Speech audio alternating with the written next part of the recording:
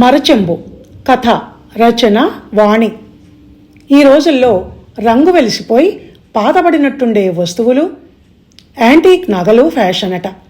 అందుకని నవ్యతో కలిసి కిలుము పట్టిన చెంబు తెప్పాలాలు, మూలలు అంచుల దగ్గర పెచ్చులు ఓడిపోయి నల్లమచ్చలు పడ్డ వుడెన్ కర్టెన్లు, తలుపులు, కొసలు విరిగిన టేబుళ్ళు, కుర్చీలు అమ్మే పాత సామాన్ల కొట్టుకి, అదే పాత సామాన్లలా కనపడే కొత్త సామాన్ల కొట్టుకి వెళ్ళాను.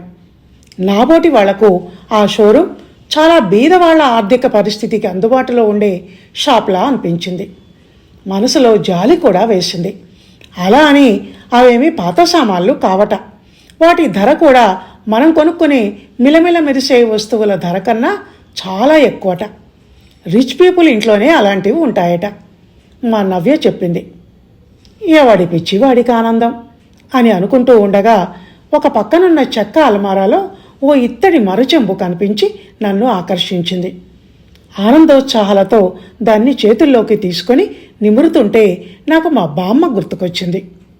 ఎక్కడికి వెళ్ళినా మునులు, ఋషులు కమండలం చేత ధరించి వెళ్ళినట్టు మా బామ్మ ఆ మరచెంబును చేత ధరించి వెళ్ళేది. పట్టెడంత జరీ చీర, భుజం చుట్టూ కప్పుకున్న కొంగు, నుదుటిన పెద్ద బొట్టుతో ఉండే మా బామ్మ ఆ దృశ్యం తలుచుకోగానే కళ్ళ ముందు మెదిలింది.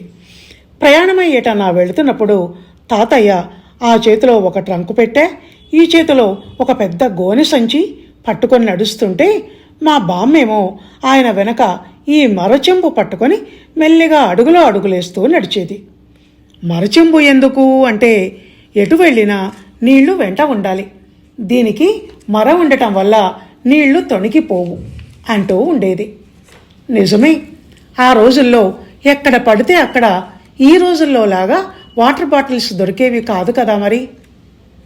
నేను మరచెంబున అలా ఎదకు హత్తుకోవటం చూసి, ఏమే ఆ మరచెంబు చూడగానే శంకరాభరణం సినిమాలో చంద్రమోహన్ సుభాష్లా లవ్ సీన్ గుర్తుకొచ్చిందా?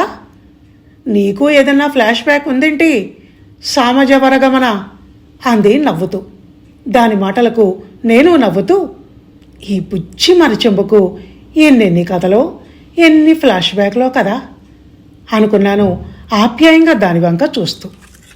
ధన్యవాదాలు.